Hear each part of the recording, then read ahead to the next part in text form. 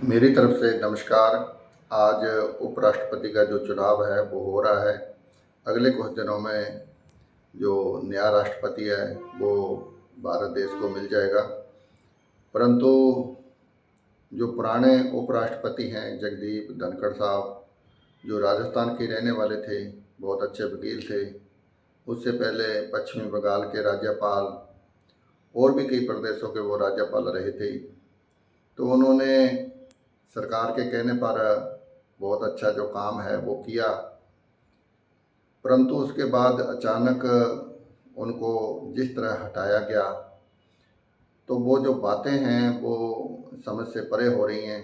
क्योंकि उन्होंने बोला था स्वास्थ्य के कारण उनका जो इस्तीफ़ा है उन्होंने दिया है, परंतु वैसा भी स्वास्थ्य नहीं था कि उनको इस्तीफ़ा देने पड़े।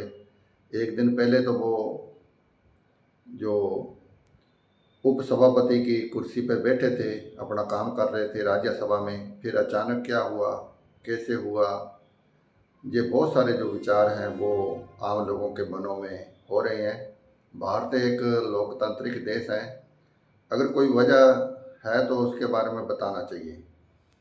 फिर जिस तरीके से उनको नया आवास नहीं दिया गया, उनके लिए बधाई पार्टी नहीं दी गई। अब बताया जा रहा है कि उनको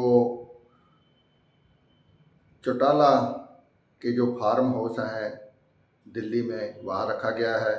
वहाँ अभी तक उनको रिश्तेदारों को भी मिलने नहीं दिया जा रहा। कल एक बहुत बड़े न्यूज़पेपर की रिपोर्ट है, वो देखने के लिए गए थे परंतु उनको मिलने नहीं दिया गया। बड़ी सिक्योरिटी है। तो ऐसा लग रहा है जैसे उनको नज़रबंद करके रखा गया हो। तो उनके जो विचार हैं वो भी अभी तक सामने नहीं आए।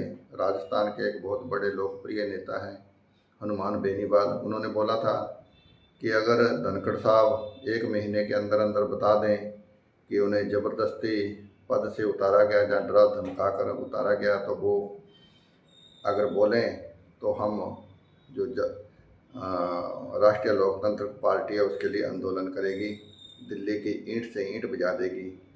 तो उन्होंने बोला कि अगर धनखड़ साहब ही नहीं बोल रहे तो हम फिर इस विषय में क्या करें। तो धनखड़ साहब ने भारतीय जनता पार्टी की बहुत सेवा की। जब राजस्थान के चुनाव होने वाले थे उन्होंने नागौर बाड़मेर क्षेत्र में ऐसे दौरे किए थे तो हनुमान बेनीवाल को नुकसान पहुंचाने वाले थे, परंतु जब धनखड़ साहब पे मुसीबत परेशानी आई तो फिर वो सामने आकर धनखड़ साहब का साथ देने को तैयार हो गए, एक समाज के नाते, एक नेता के नाते।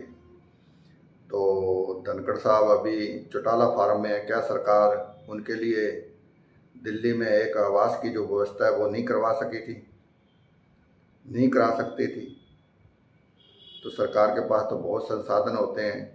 अभी उन्होंने राजस्थान विधानसभा में भी विधेयक की जो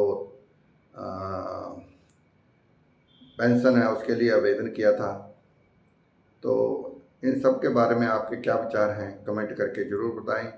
धनखड़ साहब ने जो किया उसके बारे में बताएं, सरकार ने जो किया उसके बारे में बताएं, हनुमान बेनीवाल ने उनके लिए हाँ का नारा मारा उसके लिए बताएं। मेरी तरफ से नमस्कार।